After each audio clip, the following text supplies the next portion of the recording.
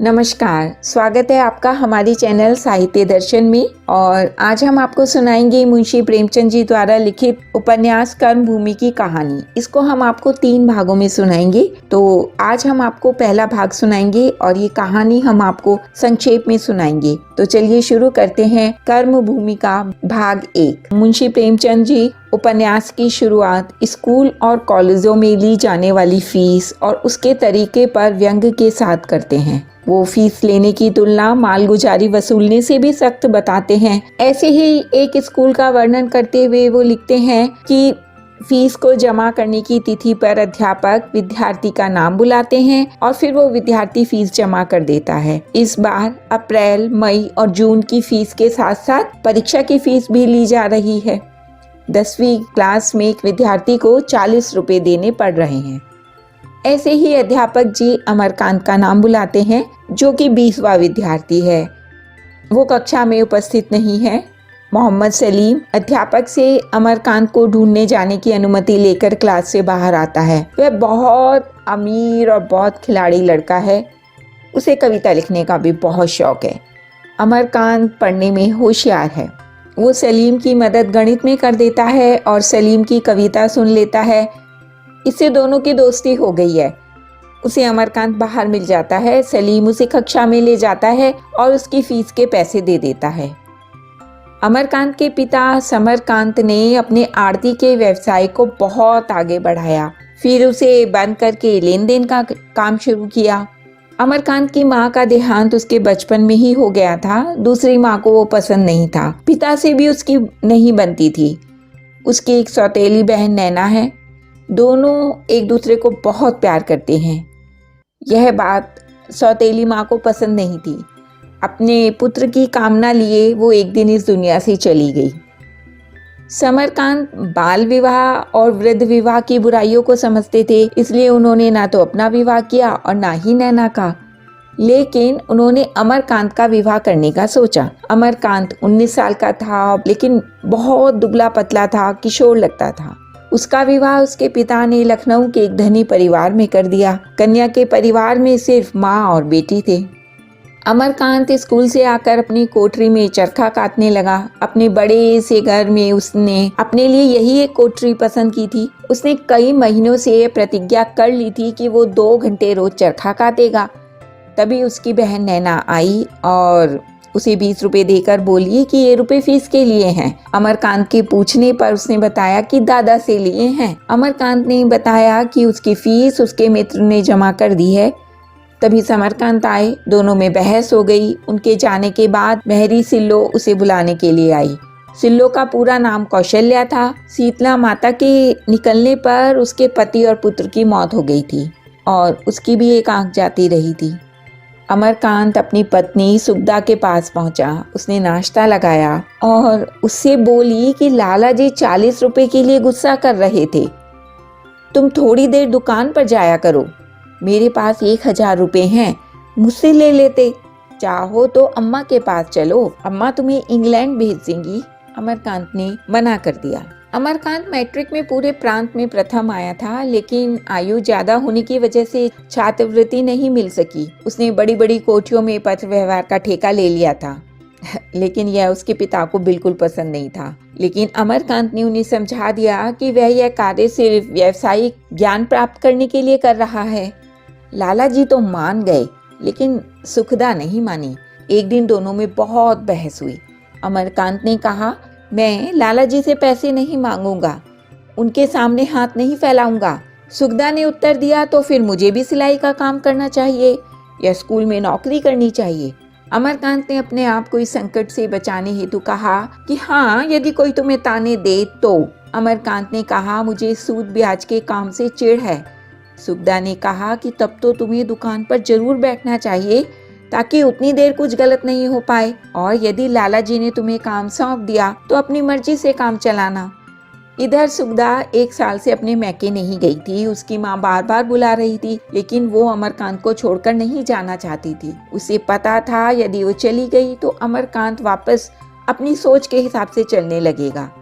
इसलिए उसकी माँ ने ही आने का विचार किया। उनका इंतजाम काशी में एक मकान में कर दिया गया, जिसके लिए उन्होंने 1000 रुपए भेजे थे। अमरकांत ने उनके आने पर उन्हें 500 बचे हुए रुपए वापस कर दिए। सास अपने जवाई अमरकांत से बहुत खुश थी। वो पशु प्रेमी थी, अपने साथ पूरा चिड़ियाघर लाई थी। वो अपने जानवरों से बहुत प्रेम करती थी।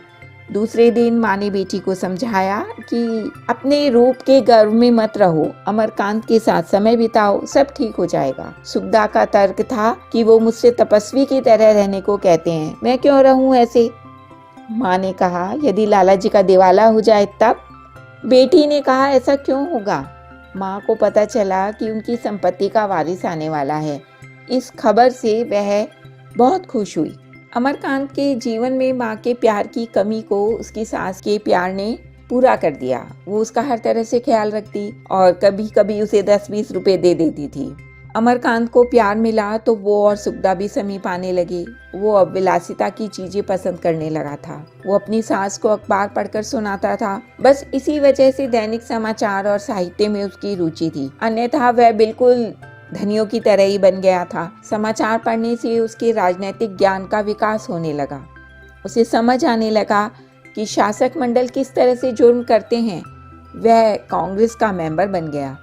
एक दिन कॉलेज के छात्र देहातों की जांच पड़ताल करने निकले और उनके नेता अध्यापक डॉक्टर शांति कुमार बनाए गए।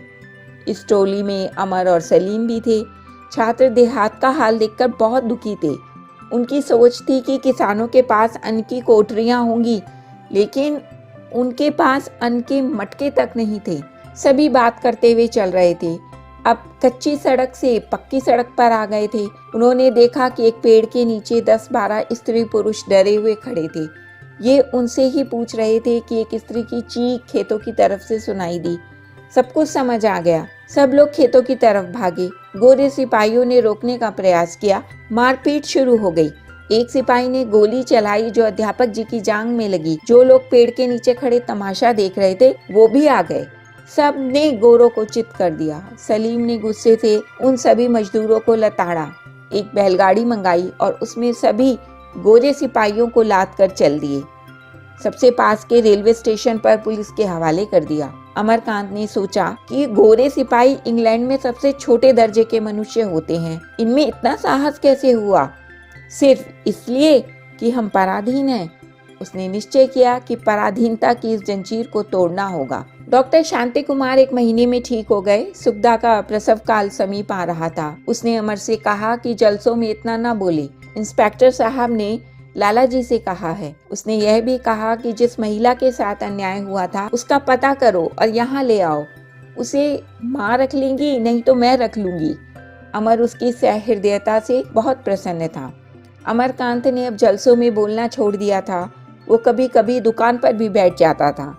ऐसे ही एक दिन जब वो दुकान पर था, उसके पिता बाहर गए थे। एक आदमी जिसका नाम काले खां था चोरी के कड़े बेचने आया, जिसे अमर ने डांट कर भगा दिया। अमरकांत दुकान बंद करने ही वाला था कि एक बुढ़िया आई और लाला जी को पूछने लगी। अमर के बहुत पूछने पर उसने बताया कि उसका आदमी लाला जी के पास काम करता था। उसके मरने के बाद से लाला जी उसे पैसे देते हैं। बुढ़िया ने अपना नाम पठानिन बताया और कहा कि महीने के 5 रुपए देते हैं। अमर ने उसे 5 रुपए दिए और इक्की पर बिठाकर उसे घर छोड़ आया। वहाँ वो उसकी पोती से मिला, जिसकी कढ़ाई के काम से वो काफ़ी प्रभावित हुआ और उसे और काम दिलाने का वादा किया। रात में पिता के पूछने पर उसने कड़े बेचने और पठानिन के बारे में बताया। कड़े बेचने वाले को लौटा देने के कारण उसके पिता उस पर बहुत नाराज हुए। दोनों में धर्म अधर्म पर बहुत बहस हुई। पिता ने गुस्से में बहुत कुछ कहा। वो बातें अमर को बुरी लगी। इतने में नैना उसे पकौड़ी खाने के लिए बुलाने आई। सुगदा ने भी खाने से मना कर दिया तो अमरकांत उसे बुलाने गया। दोनों में लाला जी की बातों को लेकर बहुत बहस हुई। अंत में अमरकांत ने हथियार डाल दिए और वादा किया कि अब वो लाला जी से नहीं लड़ेगा। नैना आकर दोनों को पकौड़ी खाने के लिए ले गई। तीनों ने प्रेम पूर्वक पकौड़ियाँ खाईं। अमरकांत अब अपने को बदल रहा था। वो सुगदा को कोई दुख नहीं देना चाहता था, क्योंकि सुगदा गर्भवती थी। वो उसे अच्छी अच्छी पुस्तकें सुनाता और कभी सिनेमा ले जाता। वो अब दुकान पर भी बैठता था, सभाओं में नहीं जाता था। उसके बदले व्यवहार से लाला जी और सुगदा बहुत खुश थे। एक दिन वो दुकान पर बैठा था, तभी 3 गोरे चेन बेचने आए। उनमें से एक स्त्री थी। लाला जी तभी आ गए और मोल भाव करने लगे। उसी समय एक भिखारिन आई और उसने गोरों पर हमला कर दिया। गोरी महिला को अमरकांत ने किसी तरह बचाया। सब तरफ भगदड़ मच गई। पुलिस आ गई और उस भिखारिन को पकड़ लिया। उसने बताया कि 3 अंग्रेजों ने उसके साथ गलत काम किया था। उसके बाद से वो घर नहीं गई, इधर उधर भटक रही है। सबने पुलिस को बताया कि ये पागल है, ऐसे ही घूमती रहती है। अमर के घर जाने पर सुगदा ने कहा कि इसे कुछ नहीं होना चाहिए, तुम सभाएं करो और पैसा इकट्ठा करो, मैं माँ से भी पैसे लूंगी। 3 महीने तक सारे शहर में हलचल रही। सभी उसको देखने आते थे और उसे निरपराध मानते थे।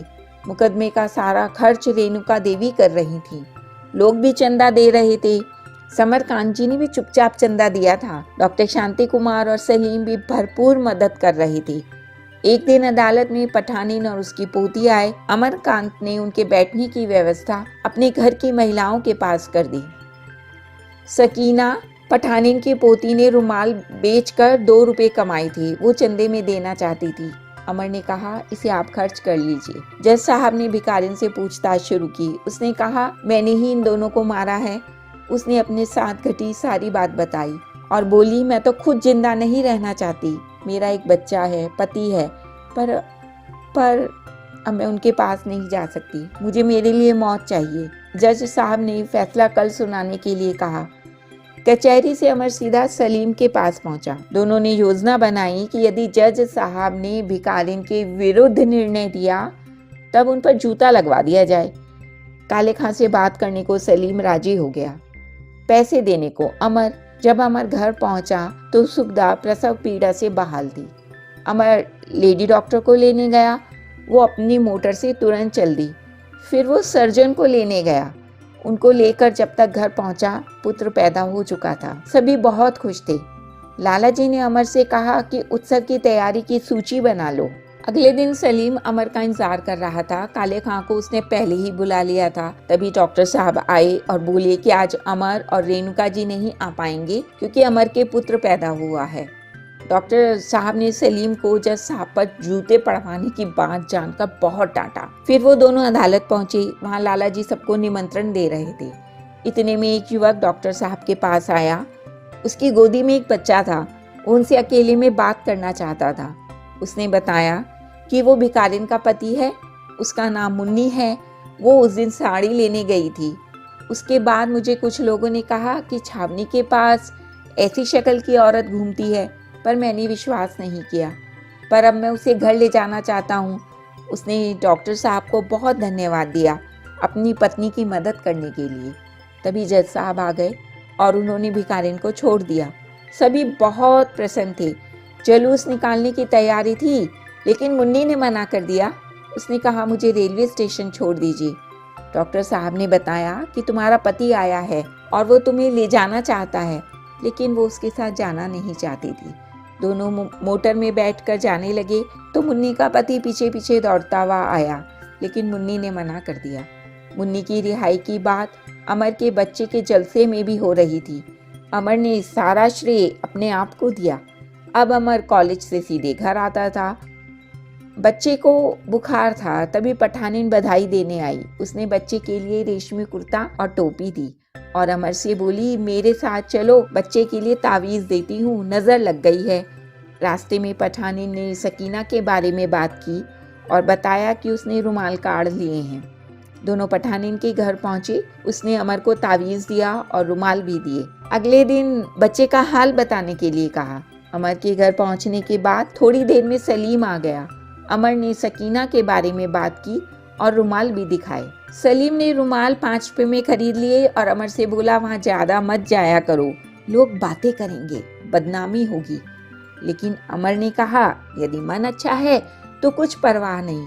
दूसरे दिन दुकान बढ़ाकर अमर रुमाल के पैसे देने पठानिन के घर पहुंचा। पठानिन घर पर नहीं थी। सकीना ने दरवाजा खोला, लेकिन अंधेरा था। पूछने पर सकीना ने बताया कि उसके पास दूसरे कपड़े नहीं हैं, इसलिए गीले कपड़े पहन लिए हैं। अमर पैसे देकर चला गया। बाजार बंद हो चुका था, इसलिए उसने सुगदा की साड़ियाँ देने की सोची। घर पहुंचकर बिना सुगदा को बताए वो 4 साड़ियाँ लेकर वापस आया। इस बार सकीना ने चिराग जला रखा था। उसने साड़ियाँ लेने से मना कर दिया और कहा कि यहाँ ना आया करे, बदनामी होगी। सकीना ने कहा कि आपके आने से मेरी दुनिया ही कुछ और हो गई है। मैं अपने अंदर एक ताकत पाती हूँ, लेकिन बदनामी से डर लगता है। अमर साड़ियाँ लेकर वापस चला आया। अमर जब से सकीना के पास से वापस आया था तब से उसी की बातें उसके ख्यालों में थी। पठानी आकर रुमाल दे जाती थी, अमर उन्हें खरीद लेता था। उसके सभी दोस्तों ने रुमाल खरीदे थे। सलीम के यहाँ से सिलाई का काम भी मिल जाता था। वो हमेशा सोचता कि उसके और सकीना के बीच में धर्म की दीवार है। उसने अपने कॉलेज में धर्म पर एक भाषण दिया था जो बहुत ही क्रांतिकारी विचारों से उत्प्रोत था। पूरे शहर में उस भाषण की धूम मच गई थी। उसकी परीक्षा में एक महीना था। एक दिन पठानीन आई और बोली कि सकीना की शादी है, आप लाला जी से सिफारिश कर देना, पैसे दिला देना। सुनकर अमर का दिल ही बैठ गया। वो सलीम के पास पहुंचा और उसे अपने दिल का हाल कह सुनाया। सलीम ने कहा, यह ठीक नहीं है, अपने को संभालो, शहर में तहलका हो जाएगा। सलीम ने समझाया, ऐसा सिर्फ भाषणों में ही अच्छा लगता है, वास्तव में नहीं। फिर उसने पूछा, सकीना से भी पूछा है या नहीं? अमर ने कहा, नहीं पूछा है, लेकिन वो राजी है। सलीम के पूछने पर अमर ने कहा कि यदि सकीना के लिए मुसलमान भी होना पड़ेगा तो वो हो जाएगा। अमर की योजना थी कि सकीना से विवाह करके वो शहर छोड़कर चला जाएगा और यदि सकीना नहीं मानी तो अपने प्राण त्याग देगा। वो सलीम के समझाने से भी नहीं रुका और गोवर्धन सराय चल दिया। वो बुढ़िया के पहुंचने से पहले पहुंचना चाहता था ताकि सकीना से बात हो सके। सकीना के घर पहुंचकर उसने जंजीर खटखटाई। सकीना ने आवाज़ सुनकर दरवाज़ा खोल दिया। अमर ने अपने मन की बात सकीना से कह दी। सकीना के मन में भी यही भावना थी अमर को लेकर। सकीना ने कहा, मैं शादी से मना कर दूंगी। तभी अम्मा आ गई। अमर वापस चल दिया। डिग्री की परीक्षा में अमर नहीं बैठा। उसका मानना था कि असली डिग्री हमारा सेवा भाव, हमारी नम्रता और हमारे जीवन की सरलता है। डॉक्टर शांति कुमार ने एक पाठशाला शुरू की थी। वहाँ वो छात्रों से फीस नहीं लेते थे, किताबें आदि सब मुफ्त था। अमर कहता था, डॉक्टर साहब अपनी नौकरी छोड़ दें, लेकिन वो तब तक नहीं छोड़ना चाहते थे जब तक कोई इंतज़ाम ना हो जाए। अमर ने गुस्से में डॉक्टर साहब की पाठशाला छोड़ दी। उसके इस निर्णय से उसके पिता और पत्नी बहुत खुश थे। जब उसने सकीना से जिक्र किया तो उसने कहा, डॉक्टर साहब अपने जमीर को मारकर एक नेक काम के लिए नौकरी कर रहे हैं, इसलिए वो सही हैं। अमर उनसे माफ़ी मांगने उनके घर पहुंचा। डॉक्टर साहब ने बताया कि उन्होंने इस्तीफा लिख लिया है, कल दे देंगी। अमर ने उन्हें ऐसा करने के लिए मना किया। अमर को जनता बहुत चाहती थी, इसलिए अमर म्यूनिसिपल बोर्ड का मेंबर हो गया था। उसके पिता लाला समरकांत जी भी शहर के जाने माने लोगों में से थे। लाला जी और सुखदा को यह सब पसंद नहीं आया। वो दोनों ही उसे घर के कामों में लगाना चाहते थे, लेकिन अमर पर उनकी बातों का कोई असर नहीं हुआ। एक दिन लाला जी में और अमर में बहुत बहस हुई। लाला जी ने अमर से घर छोड़ने को कहा या फिर किराया और आधा खर्च देने को कहा। अमर ने घर छोड़ने का निश्चय किया। सुखदा भी उसके साथ जाने को तैयार हो गई। उसने सारे गहने उतार दिए। अमर एक घर देख आया था 10 रुपए महीना पर। अमर के कहने पर भी सुखदा ने गहने नहीं पहने, ना ही कोई सामान लिया। नैना ने अपने पिता से भाई को रोकने के लिए कहा। लाला जी टस से मस नहीं हुए। नैना भी अपने भाई के साथ जाने को तैयार हो गई। अमर, सुखदा, नैना और मुन्ना सभी घर छोड़ने को तैयार हो गए। उनके पीछे पीछे सिल्लो भी चल दी। लोगों ने जब लाला जी से पूछा तो उन्होंने कहा कि उन्होंने सबको घर से निकाल दिया है, सब मेरे धन पर मौज उड़ाने के लिए हैं। जब लड़का अपने मन का हो जाए तो काहे का लड़का। रेणुका जी सिल्लो से सब हाल सुन के तुरंत आ गई और अपने साथ उनके घर चलने के लिए कहने लगी, लेकिन सुखदा नहीं मानी। बोली, पहले अपने पैरों पर खड़े हो जाएं तब। फिर रेणुका जी ने घर से खाना मंगवा लिया, क्योंकि वह खाना पकाने के लिए कह कर आई थी। सिल्लो घर से खाना और बिस्तर ले आई। सबने छत पर रात गुजारी। सुबह रेणुका जी घर चली गई। अमर फ्री पाठशाला में चला गया। वहां से लौटा तो उसने स्नान किया। कपड़े नहीं थे तो उसने चादर पहन ली और काम की तलाश में जाने की बात की। सुखदा ने भी कहा कि वो जज साहब की पत्नी से मिलकर अपने लिए काम की बात करेगी।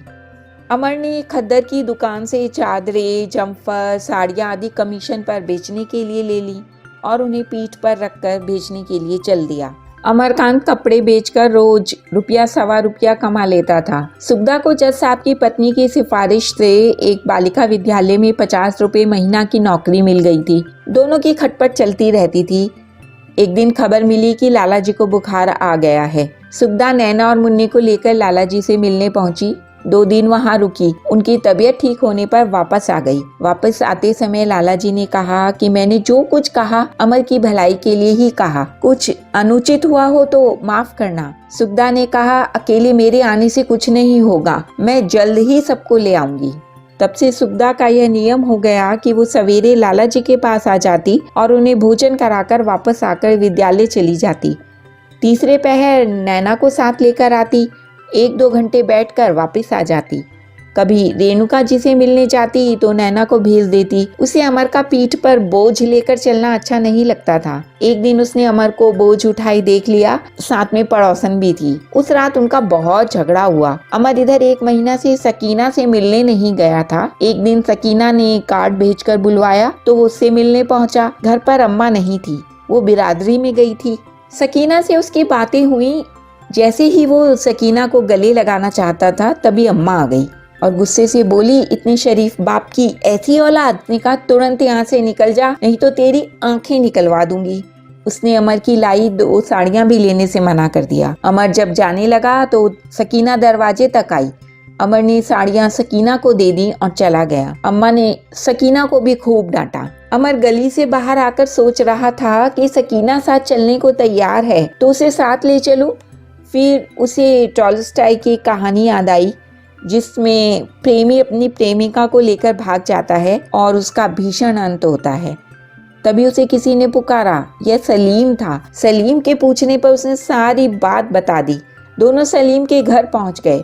सलीम ने चुपके से अपने नौकर को भेजकर लाला जी को बुलवा लिया। दोनों खाना खाने बैठे। तभी उसे अपने पिता की आवाज सुनाई दी। उसने मुंह धोया और प्लेट छुपा दी। लाला जी ने कहा कि बुढ़िया आई थी, मैंने उससे कहा कि ऐसा नहीं हो सकता, फिर भी तुमसे यदि गलती हो गई है उसे 200-400 रुपए दे देंगे।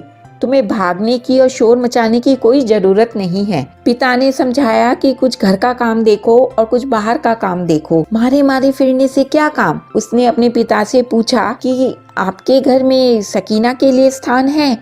लाला जी ने पूछा, किस रूप में? अमर ने कहा, मेरी पत्नी के रूप में। लाला जी ने कहा, कदापि नहीं।